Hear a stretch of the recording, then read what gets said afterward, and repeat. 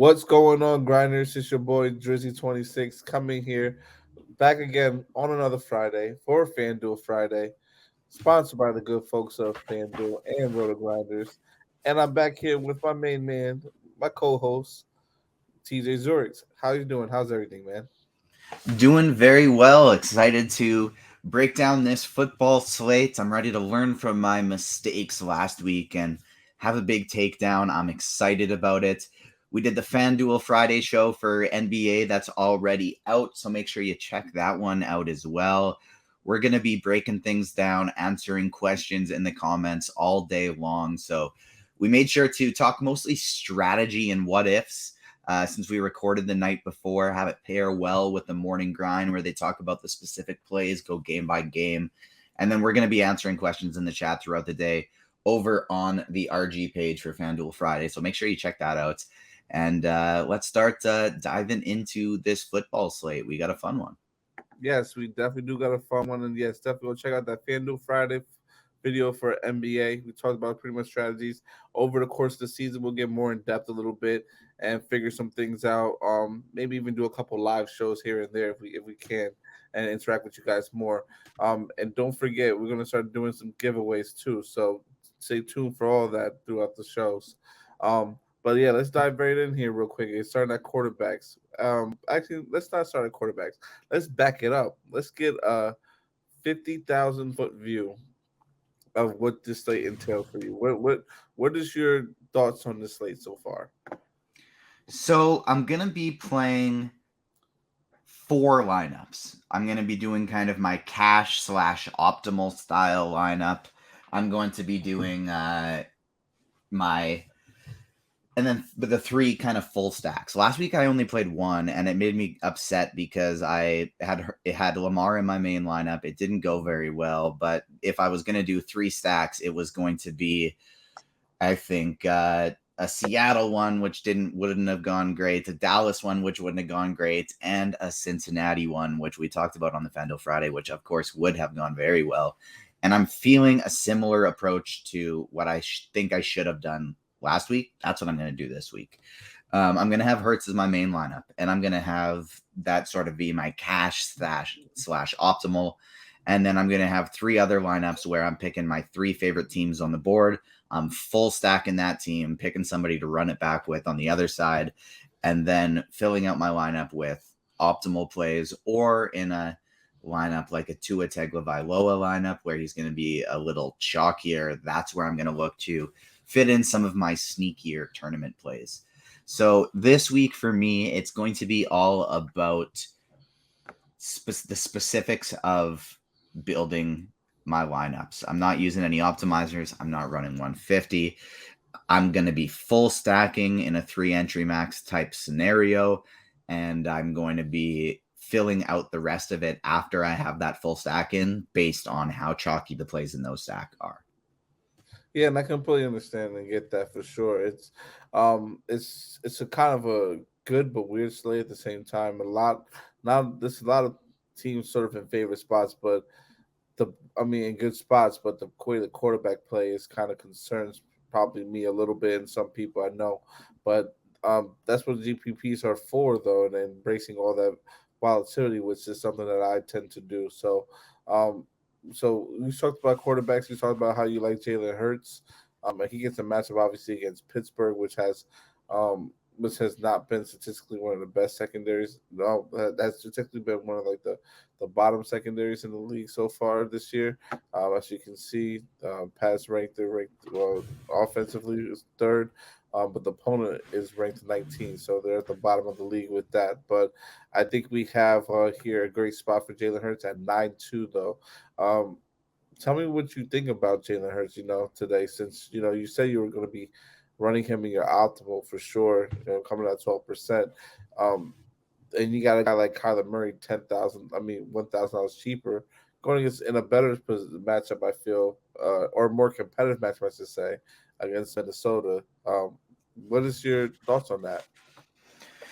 So players like Jalen Hurts, Josh Allen, Lamar Jackson, I don't really care if the matchup's not going to be competitive, because even if it gets to a state where they're up 3 touchdowns in the first half. Well, they probably had a hand in that. But two, when they're running the ball down the field because they're up and they're trying to use the clock, well, a lot of those are kind of RPOs. A lot of those are option type scenarios where Hurts might be running, or those other quarterbacks I mentioned who are in similar scenarios. Or even if it is the backs that get the ball all the way down to the end zone, we still see a lot of, or all the way down to the red zone, we still see a lot of play action bootleg type scenarios where the quarterbacks get in there. So we see the lowest score Hurts has put up this entire season is 16.96 on FanDuel. And so he's put up just under 17 twice. And other than that, it's 27, 27, 34, 24. He just has a higher ceiling than anyone else on this slate because he can do the same thing passing as anyone else, but he could also put up 100 yards on the ground. Yes, Murray could do that as well. He's just been kind of disappointing for me this year.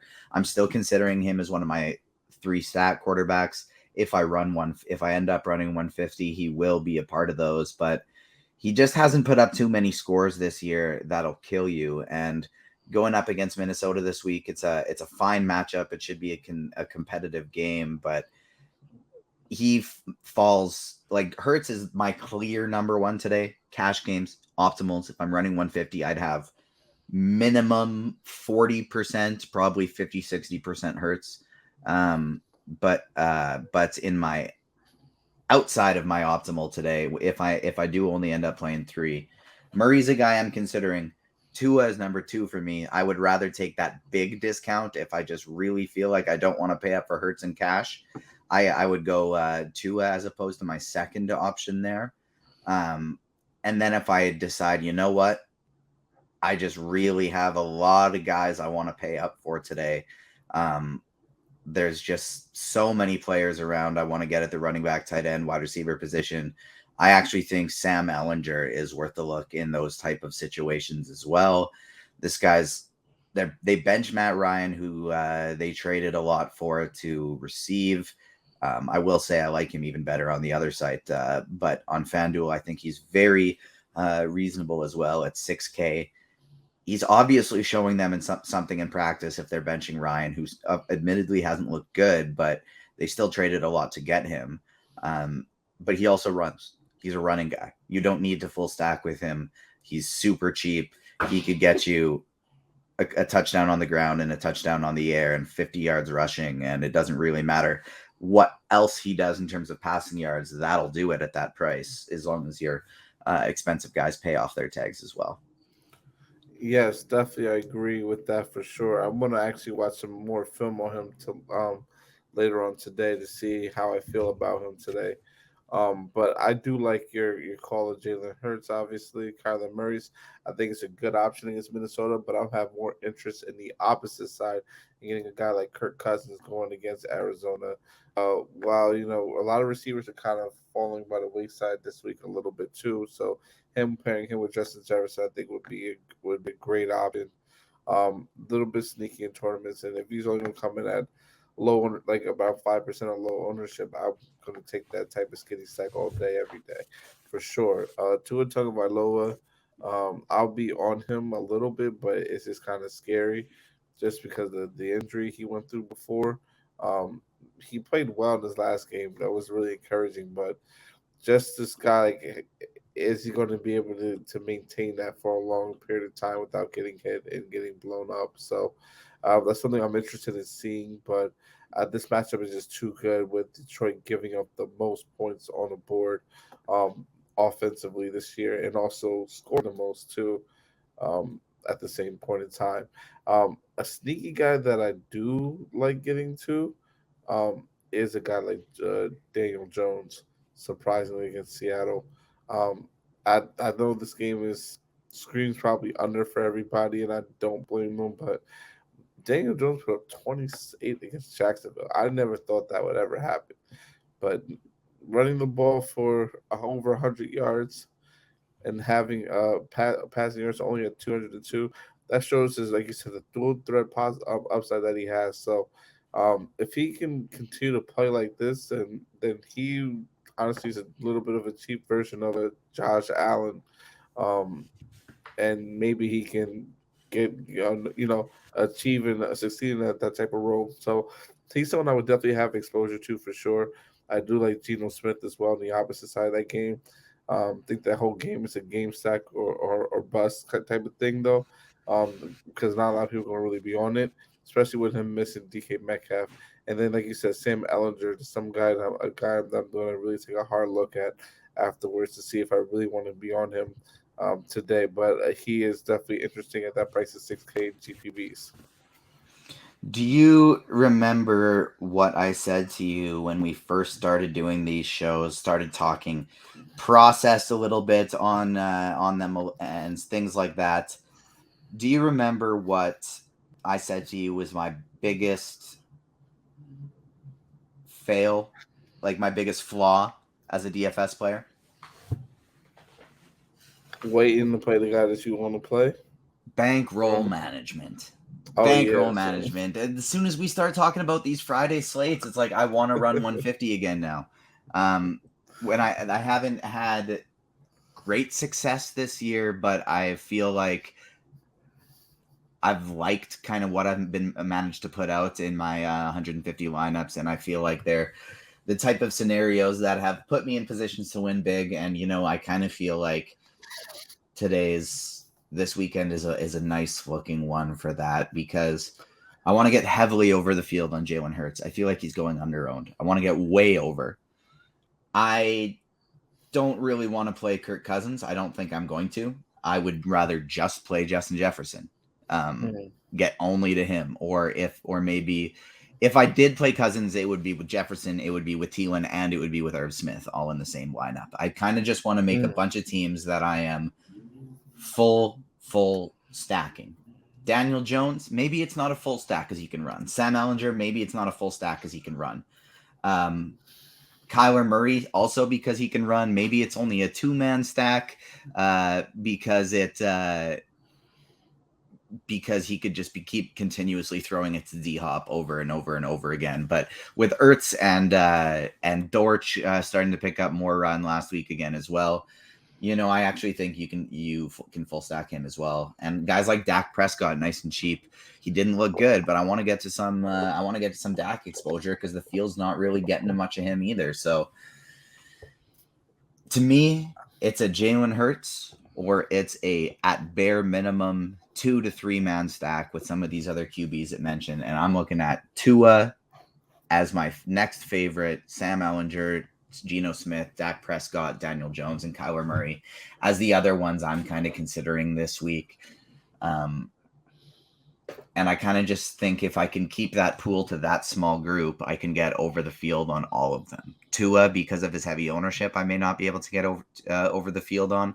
But what I can do is guarantee that I don't have any lineups that I'm just Tua and Waddle, just Tua and Hill. I'm going to have both of them in every single one because I think if Tua is going to be optimal, it's not a 3 touchdown day, it's a 5 touchdown day. So I want a bare minimum both of them, and maybe I even mix in some Sherfield and Gesicki. I definitely would mix in some Gesicki for sure.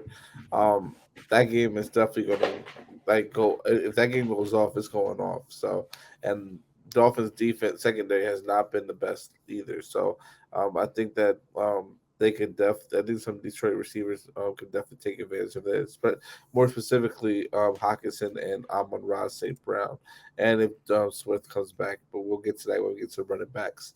I like the Dak Prescott call a little bit because he's going to definitely be not owned and going overlooked. It's a match against Chicago, so it is kind of tough, and I understand that, but it's only the second game back. They have a 26.5 team total. That's the third highest on the slate on this slate that I'm looking at. Yeah, it's the third highest team total on the slate. So that's just screams to me like he can definitely have an upside. And they are ranked 32 in the pass, which is last. They're last in the league in the passing game. So I definitely love the Dak Prescott call and getting some exposure to him. He's very, very sneaky in my opinion, and I would have a lot of him as well. Well, the other reason it's going to be such a strong play in tournaments from a leverage standpoint is our projected ownership is usually pretty darn good. I think this is something that just hasn't adjusted yet, but Tony Pollard's not going to be 33% owned.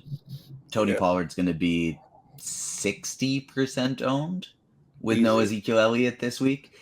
And so playing Prescott with Lamb, Schultz, Gallup, Brown, whoever. I Different. haven't looked the receivers for Dallas yet this week. That's kind of the point of this show. We're going to be diving into it. But Tony Pollard is going to be heavily, heavily owned. And so using Dak Prescott without Pollard is definitely an interesting way to get some leverage on the field. Let's scooch over to that running back position Yes. and kind of start with Pollard. If we can sort by projected ownership right now, we see Pollard at 33, Mostert at 23, Kamara at 20. I kind of think we're going to see most of these drop a little bit, and we're going to see Pollard's jump from 30 to 50 or 60. How are you handling him in tournaments this week? Uh, hard not to want to play him. 6,300 is too cheap of a price tag for him. I think you got to play him. The matchup is a good matchup for him. So I have no complaints about Pollard. I would play him, but a guy I really want to get over the field on that like by a lot like is Raheem Mostert. Like that's when I saw him earlier this week. I was just like, yeah, I'm just playing a lot of this guy. I already knew because how much usage he has been getting with Miami. Like every single week that he's getting added to the offense more and more and more, and getting healthier too at the same time. So if he can, and if the way he continues to play like that, that's at a high level. They're going to easily have a chance to make the playoffs and maybe even go to Super Bowl. We'll see. It's a long stretch, a long season for now, but Miami can definitely get it done, especially if they get them back on track with Tua. But I do love Pollard here a lot. He's someone that I think is a great play. Just obviously a few pivots off of him, but not many. That you can that pretty much has the upside that he does. Yeah, 100%. Like for me, I'm going to be trying to get over the field on Mostert, or at least even with if he's actually going to stake out about 25%. But I'm going to get a ton of him and a ton of Tua. Make sure I'm not playing them both in my same lineup. I will hand build a few if I do end up running 150. I will hand build a few with Pollard and Prescott, but I'm probably going to make a rule that I can give myself up to 90% Pollard, and if Prescott's only going to be 5% owned, try and go 90% Pollard, 10% Prescott, no Pollard on those Prescott teams. And then I'm still over the field on the chalky Pollard in tournaments, and I'm double the field on Dak Prescott as well. And that way, if Pollard does well, great. If he doesn't, it's probably because Dak Prescott did well. And then, hell, maybe I'll hand build a few teams that have the Bears defense and neither of them in there just in case. But I feel like if I have Pollard in every single lineup other than the Dak ones, I'm kind of getting above the field on both those scenarios, and it's a very strong way to attack that in tournaments. Yeah, definitely is for sure. Um, the other running backs that I do like, besides those guys that playing those guys, that I do want to mention that kind of has like a little bit of pivots off of like Tony Pollard. If you're looking for like tournament plays that would help stand out for you. We also got news that Nick Chubb isn't playing, so Devonta Foreman. We didn't talk about him. He's going to match with a porous Atlanta defense. So his price, so his workload is definitely going to go up for sure. So, um, I like playing him as possibly can too. Someone to use as leverage, a little bit as leverage to get off of Atlanta, I think too. So, I think he has a good shot of being in the winning lineup today. But it's gonna be tough. It's gonna be a good one. That's all I can see it being and say about it. I am also going to be looking at having a guy like Damian Pierce. Just keep giving him the ball. Just continue to give him the ball and let him run wild against every team. the more touches he gets, I feel like the better he gets. So in this matchup, he pretty much gets to go against the the Texans. Um, I think that he is a fantastic play here in this spot. There's not a lot of teams, that can stop the run. We saw what like guys like Zeke do to him.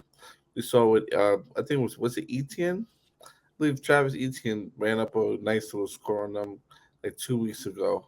So just I just say lock him in. Yep, I think that 100% makes sense. Um, I'm going to be getting to a lot. Yeah, I'm going to be getting to a lot of Foreman. I'm going to be getting to a lot of Pollard. I think Pollard, Mostert, Pollard, Foreman, Mostert. I think that is going to be my cash pairing on FanDuel this week. Like, I think I'm going with those three guys, going three running backs, and that's how I want to um, run things for me this week. And then outside of that, like, ooh, my goodness, is Derrick Henry expensive? But like, I think outside of those three, I'm just going to be looking to differentiate outside in my lineups. Just get the unchalky guys in my Tua stacks and get the chalky ones in my sneakier stacks as I'm building. Maybe make some rules in lineup HQ this week, which something I don't typically do. I might make some maximum ownership rules this week and just say like, see what Tony Pollard ends up projecting for and kind of base it on that, but just say no more than X in every one of my lineups when I'm running 150. Because I do want to take some shots as well on guys like Michael Carter against New England this week. Who knows how much James Robinson is going to be integrated into the lineup. Tyler Algier against Carolina. Maybe Atlanta lights up Carolina a little bit, even though we like Foreman on the other side. Maybe Algier ends up having a great game against this weak Carolina team. Damian Pierce, I agree with. DeAndre Swift worries me. He's going to play, but he worries me just because he's always in and out with injury and sharing with Jamal Williams. Kamara is way too cheap at 7,800 going against Las Vegas. If I don't play one of these running backs of Pollard, Foreman, and Mostert in cash, it's because I'm going to be playing Alvin Kamara, and Mostert would probably be the one that I sub out. But up top, I like a lot of these guys too. Taylor, Walker, McCaffrey. I've been under the field on Josh Jacobs every week, and every week it has burned me. I just don't really get where this is coming from now going up against New Orleans. I feel like it shouldn't continue, but I have to play a little bit of him this week because I haven't been, and it's crushed me. Let's take it to the receiver position. I'm talking a lot of full stacks today. I'm going to be Hold having a on, pretty I just want to bring up one more person too. Sorry, No, you're let's. good. I just forgot to bring up a guy like Ramondre Stevenson and Damian Harris. I think that there's someone we should mention today as well as Kenneth Walker, who's just continues to get the work by Yeah, Walker, I himself. love. Yeah. And there was one more guy too that I liked a lot of Christian McCaffrey. That's it's Christian McCaffrey with one of the best offenses. Well, not this year, but last year they were one of the best offenses in the league. But he should still be able to dominate here and have a good game um against the goodness Rams. Sorry, I'm thinking the Yeah, Raiders no, for some reason. that's a great point. Like if we just go over the little tag that's on Christian McCaffrey, Eric brings up a good point. Like he did a ton in 30% of snaps last week. Yeah, Um, and we know here Shanahan's going to use him all over the place in different positions. He's good at that. exactly. It shouldn't take him that long to figure out this offense. It probably was 1 week to get settled in, and then this week he's going to be rearing to go. And so I agree. I think we want to get in on this before the price catches up, before the ownership catches up. I think he's a great tournament play, especially because as we're recording this, we just got word that Debo Samuel didn't practice today. Ooh, So if for some reason he ends up being out for some reason like that, then McCaffrey starts becoming a lot more interesting. yeah, definitely for sure. So keep out for that news. I think that that's very, very, very important. Um, and also with the Swift news, Um, I do like getting a little bit of Jamal Williams as well. So just want to make that out there too. Okay, let's move on to wide receivers, where we do have a plethora of wide receivers today. Obviously, Cooper Kupp leading the way at 9-3. I think that's kind of too expensive on FanDuel. But he is one of the only ones that can actually support that upside in that price point. Justin Jefferson can too as well. And so can Tyreek. But which one of these top three would you be looking to get in like majority of your lineups today? So, from a cash game optimal perspective, the answer is Tyreek Hill.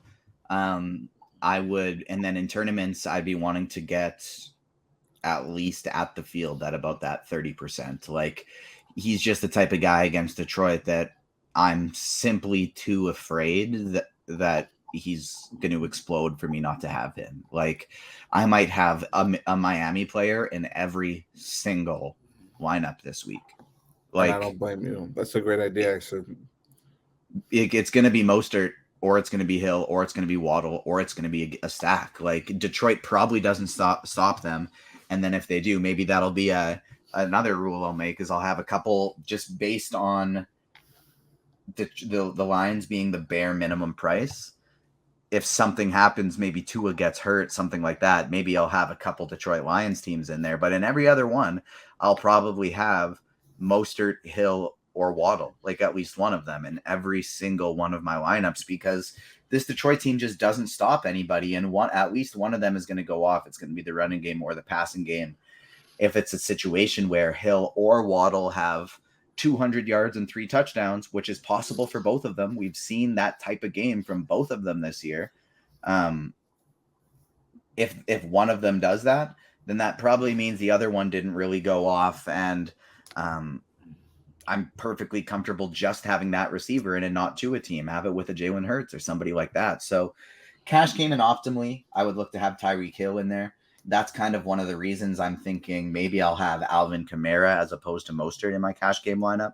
But I'm also probably comfortable having 2 Miami players in there. If you're building this week and you're building your single entry or your cash, your main tournament lineup, whatever it is, I think if you land on 2 Miami players, I would say don't have Hill and Waddle together unless you're going to have Tua.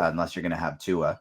Yep. Maybe that could work crazily in a Hurts lineup if he went off, but I wouldn't be looking at it. It wouldn't really make sense from an optimal perspective. So, but if you land on Hill and Mostert, or if you land on Waddle and Mostert, or Tua, Hill, and Waddle, I think all 3 of those options are totally okay for a single entry optimal style lineup this week. I completely agree. Just to get an idea of how much that would leave you over if you had like a Tyreek Hill. Let's give the people a little bit of a look. We got Tyreek Hill. We got Mostert. At there we go, and then we have Tua. I might make a rule this week. Oh, I am. I'm playing 150. I have to, because I might make a rule this week that not only in Yeah. that game do I want at least one of Hill, Mostert, and Waddle. I Mhm. think I also want at least one of Alvin Kamara, Chris Olave, and maximum one. Only one, not at least. Maximum one in this scenario. But Chris Olave, Alvin Kamara, and Taysom Hill. Taysom. How much is Taysom? Well, 6,500. China's not that good. I get that So play. so maybe I wouldn't necessarily want to have include Taysom in that rule, because I Yeah. wouldn't want to be getting like 25% of him. But Hmm. then I would just go in and manually adjust And add him into your 5 lineup. of them, 5 to 10 of those 150 lineups, and add him in. Yeah, I don't mind that at all. I think that's not a bad idea because look at this. You left with 61-3, and that's still not bad. You can still get a decent amount of players here, and a good team that you can definitely put together for sure. And if you like, say for instance, if you want to just add Chris Olave to it, like I'm not going to build a full lineup because I know it's in the community guidelines, but you got 59, 8 left, and you still haven't picked a defense, and you can go with a cheap defense, for instance. Let's just go with the Commanders. middle.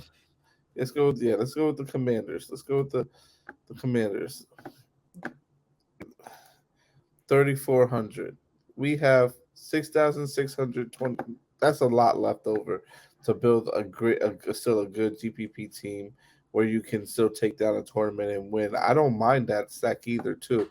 You get in, and if you wanted to bring it back, you can easily bring it back with a guy like we talked about before with Amon Ra or with Swift if he's active, or Hawkinson, and you'll be fine if you choose to go that route. But if not, you just want to go with this, you can definitely do this, and this can still work out a lot too.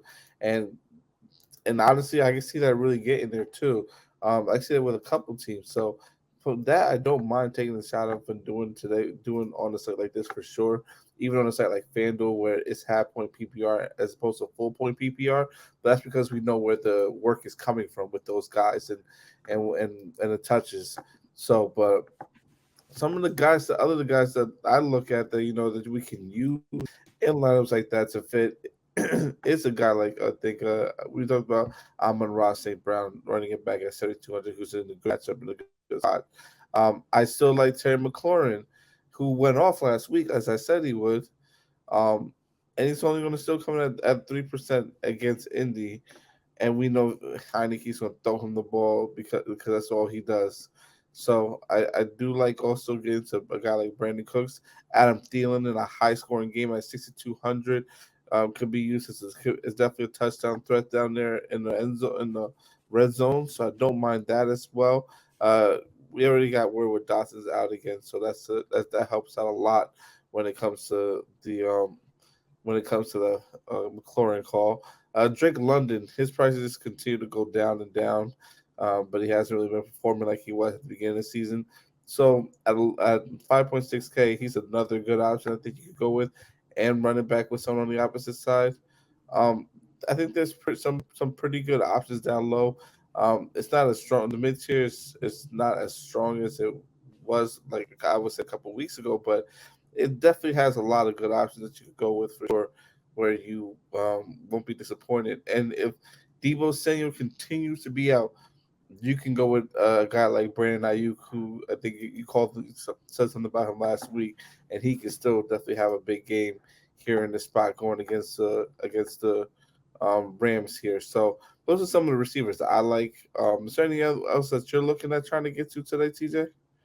I like this. So all of the same guys up top that you mentioned. So my priorities are going to be Tyreek Hill, Jalen Waddle, Amon-Ra St. Brown, Chris Olave.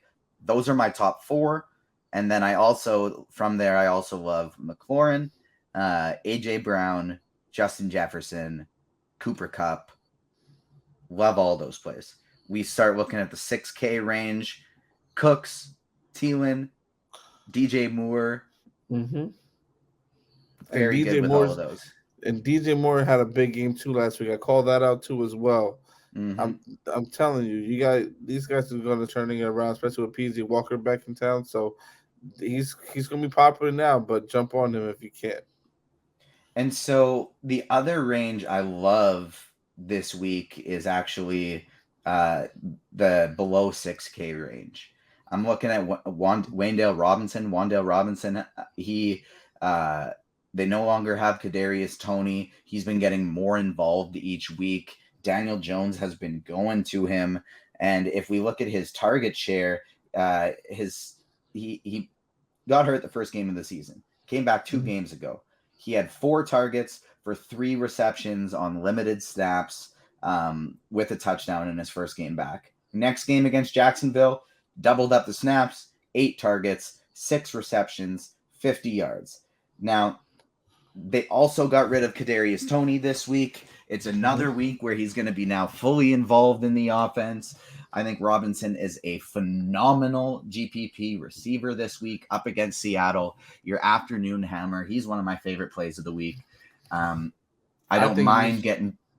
Sorry? No, I was going to say, I also think if you have it and you play season long, pick him up in season long too. He's going to pay off. Yeah. If he's available in your season long leagues, definitely get to him as well. Somebody like Hunter Renfrow, I like. Do we have Marshawn Lattimore back this week? I don't know. I haven't heard any news from the Saints about him. They were ruling out a lot of guys today, though, so I'll look it up right now, real quick for you. So, I mean, if Lattimore is out, then obviously Devontae Adams becomes an even stronger play than he already is. But I think all the way down here, Hunter Renfrow is going to be interesting as well at 5.6K. However, I don't like him as much as somebody also at that exact same price tag, which is Marquise Goodwin. Absolutely love Marquise Goodwin this week as long as we get DK Metcalf out, which we're expecting. He hasn't practiced yet. If Metcalf is out, I'm assuming when that gets announced, I'm assuming we're going to get a lot higher ownership than the 2% on Goodwin we're currently projecting.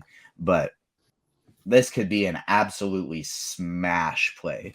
He's a deep ball guy. When DK Metcalf went out last week, he immediately started getting more targets, caught 2 touchdowns. Geno Smith likes targeting him, and I think getting a little Goodwin, even if you don't want to play a quarterback in this game, like a little Goodwin Robinson, even a little Barkley Goodwin Robinson afternoon hammer is a great skinny stack to go about things. So Goodwin's somebody I really like as well. I don't mind Samuel, but I'm higher on McLaurin. And then Rondale Moore down here as well, I think is very interesting. Yeah, so found out with the Saints. From what I'm seeing right now, he did not practice Wednesday. That's the last report that we have. And obviously, we know Mike Thomas and Jarvis Landry got ruled out today. So I think they're just probably trying to wait to see how he feels, and he might end up being a game time decision or get ruled out later on today or tomorrow. I would say. Yeah, 100%. I think that makes sense. Are you interested in any of these other Saints receivers outside of Olave, like a Callaway or a Smith, or is that just a little too cute?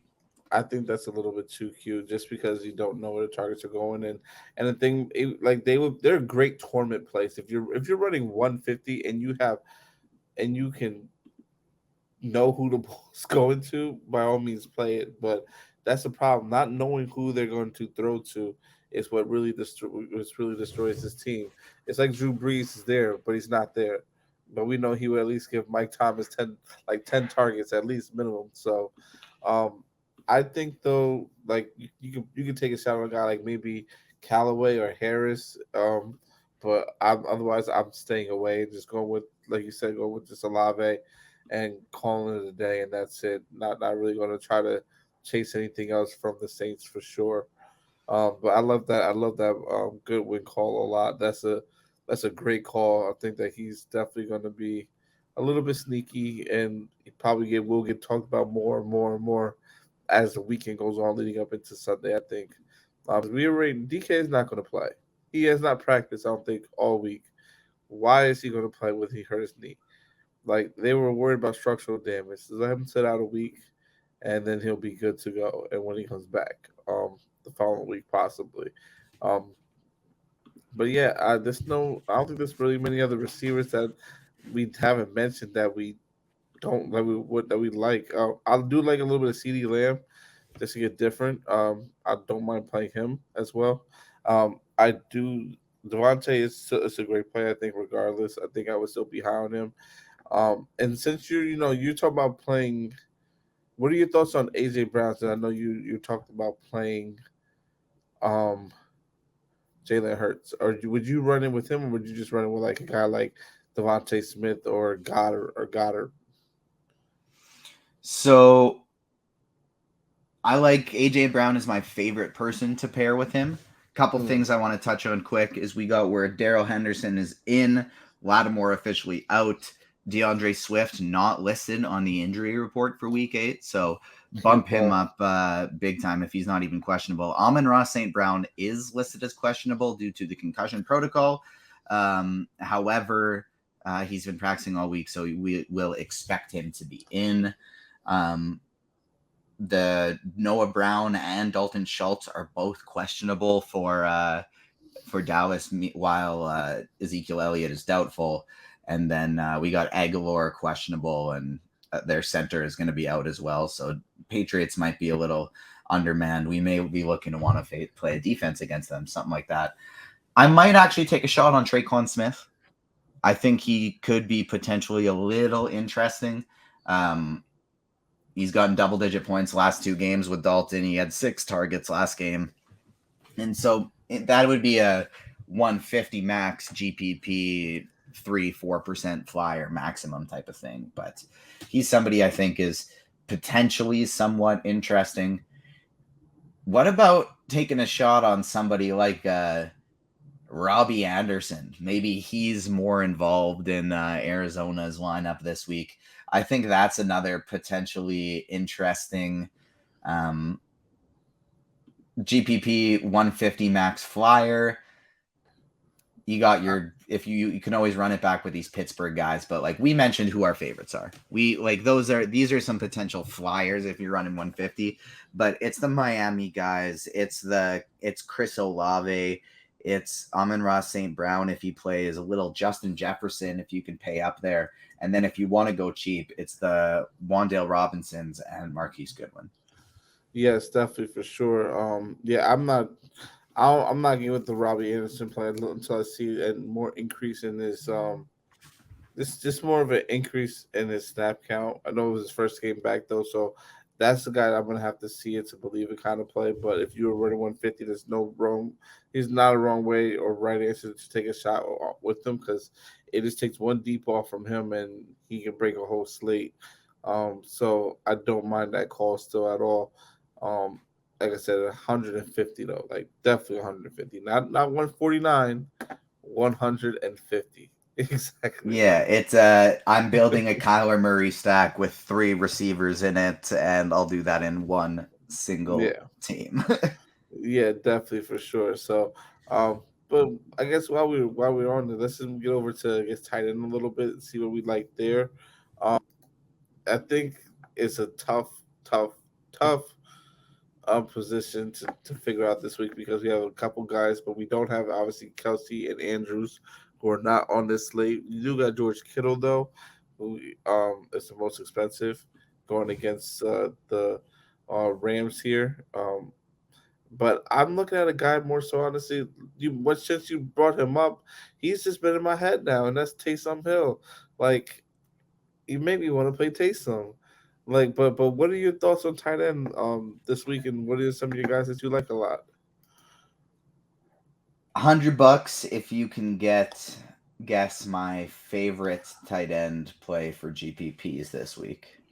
For GPPs, Taysom Hill. No, that's one of them, but Okay, all right. no. So let me get one more guess. Um, You will not guess it based on projections. I'll just say that. uh, I'm gonna honestly say if I had to take one guess, just because There's a hint on the screen right now. I think I like to look outside the box, and it's because I feel like this guy's going to get ruled out the last minute. I think it's going to be Foster Monroe. No, I think I do expect Waller to play. I think I saw some reports that they're expecting him to, and but you were on the right track with somebody being out. It's going to be Chris Myarick, the backup tight end for the New York Giants, who should be stepping into the starting role with Daniel Bellinger out. After Bellinger got hurt last week, Myarick got 2 targets for 31 yards, or sorry, for like 21 yards, I believe. He was the main guy after Bellinger got hurt. He's super cheap, allows us to get to whatever the heck we want. Do we remember? Obviously, they're not the same caliber of player, but do we remember what TJ Hawkinson did against the Seattle Seahawks earlier this year when he had like 3 touchdowns and 1 billion yards? Good If count on Myarick Miami. can just give me 50 yards and a touchdown, I'm going to be real happy, and I don't really see why that can't happen. If he gets you 50 yards and a touchdown, you better win everything because that's like that line up with him in there at that price and with that amount. I don't think there's going to be honestly be a tight end that is going to necessarily break the slate this week. So if he can do any semblance of that, then yeah, you'll be fine. You should definitely be in top position to take down a GPP for sure. I love it. I think that's a great GPP call, especially like you said, you're running 150. I do like Gasecki a lot because of the ownership. No one seems to ever want to play this guy, but Tua still targets him and throws to this guy. So I'll take some shots at him. 7 targets his last 2 games. And granted, he really has been getting a lot of the yardage in some of the situations, but what's important to me is I saw that he was getting targeted in the red zone and did catch a couple touchdowns. So this season so far, so I will continue to try to take some shots at him this week. I don't know how I feel about um, going with a guy like Higby, who's going to be popular. I know he's a good play. He does get a lot of targets, especially coming from Matt Stafford, but I might want to go a different route, even though he's going to probably see a nice handful of targets. What are your thoughts on a guy like Higby? Yeah, I like Higby quite a or sorry, Higby, sorry. Um I'm not because of that ownership, I'd just kind of rather go somewhere else. They might be getting Van Jefferson back this week. Stafford Oh hasn't looked yes, very good. he's going to They're play. facing a strong defense. To me, I'm going to be looking at either stacking, so part of a game stack like TJ Hawkinson or a guy like Mike Gesicki. Hmm. Dalton Schultz, if he plays, if he doesn't, going all the way cheap with somebody like a Peyton Hendershot. I'm even going to take a shot on Tanner Hudson, the other tight end in for the New York Giants, who is $4,100. That's the type of guy that if they get a touchdown, you are just fantastically placed. If I'm getting to a lot of uh, Pittsburgh, or sorry, if I'm getting to a lot of Philly, maybe I'll run it back with a little Pat Fryermuth. I'll stack with Dallas Goddard. I'll stack with Zach Ertz. I'll get some Taysom Hill in tournaments, but for me, I'm going to be spreading out at this position. I'm keeping a pretty tight receiver and QB pool this week. I'm spreading out at running back and tight end, which is usually kind of the opposite. Usually it's receiver where I'd spread out, but I'm gonna be getting heavily overweight on a lot of receivers that we talked about, and I'm gonna be spreading out at tight end and running back, other than the So, kind of main RBs. so you're embracing a lot more volatility with the wide receiver position by being tight on that, which it cannot not hurt you, especially if you pick the right ones. It'll pay off in a major way, where you'll have a monster huge day and take everything down. Which we can both definitely see us ourselves doing that on any given slate here. So I do like the calls that you said at tight end. It is definitely a deep position with just I guess mediocre talent is the best word to describe it. Ertz is a good option as well. Hawkinson, we talked about him. It's another good option. Kittle's not that bad either. Jawan Johnson, who had a nice game last game against the Raiders, I think he's a good option to go with as well. Um, and you got obviously Dalton Schultz here too, who I think can work out and play really well here too as well, since he's getting back the chemistry with Dak.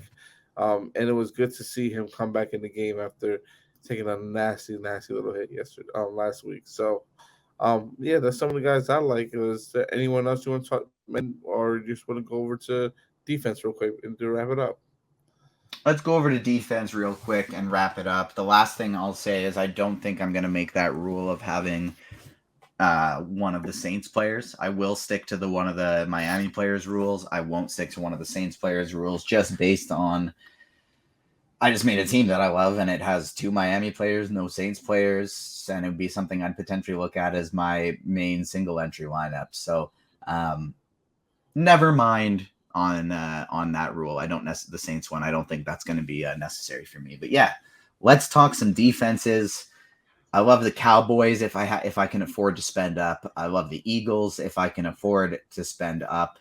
They're both going to pick up a little ownership, but they just do have a ton of upside in this position. The Jets, I think, are interesting. The 49ers, I think, are very interesting.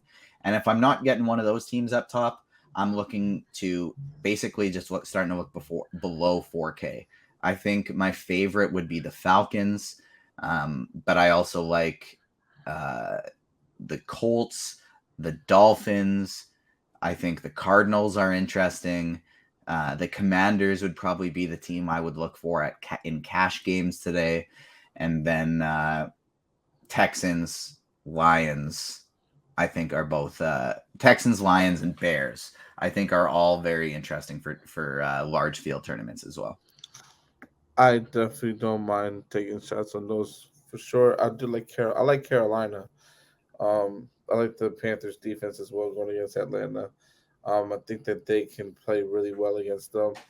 We saw what they did last week against Tom Brady, even though Tom Brady has looked the same since last year or probably before that. So I think the Panthers are in a good position at 4,200 to definitely have a nice little game here today.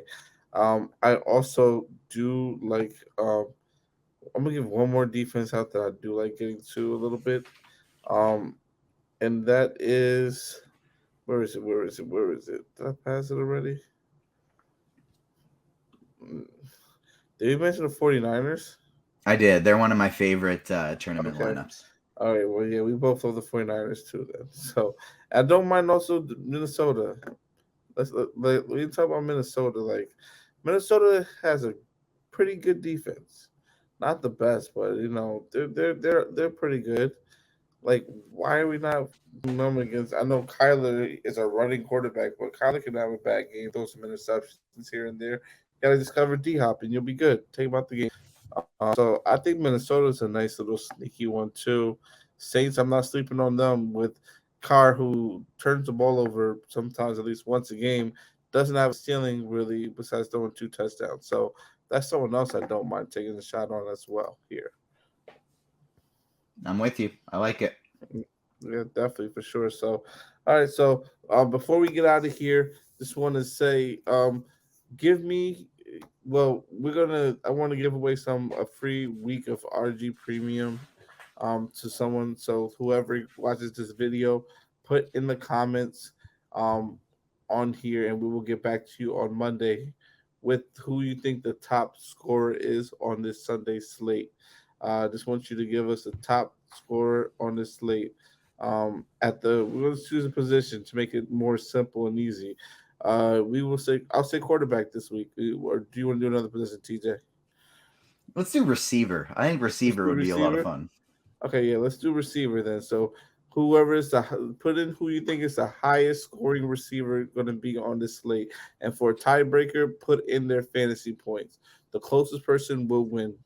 So put that in there, and we'll get you and then review it Monday, and also put in your your email address, or we'll find a way to get in contact with you to make sure. We'll be on a couple shows early next week where we will definitely give out let you know who the winner is and give out that free week of RG Premium to the member. So yeah, put whoever the top scoring receiver and the receiving um, fantasy points that they're gonna have tonight. What else do you want to say, TJ, before we get out of here? Check out the FanDuel Friday NBA video as well. If you got some questions about that one, you want to know who our top plays are, hit us up in the comment section, and we're going to be replying to those all day today. Good luck in NFL. Good luck in NBA. If you're not watching this on the RG page, you're watching it on YouTube, then make sure you hit the like button for us. It helps us out a ton. Good luck this week, and I'm ready to build some lineups. Let's get to it. Yes, good luck everyone, and hit us up. You can give me on Twitter, and or Instagram. Probably the best ways to get at me first. And it's obviously Jersey 26. You can catch me at in these streets over here, and let's go build some lineups and win some money. Hope you have a good one. Thanks for watching.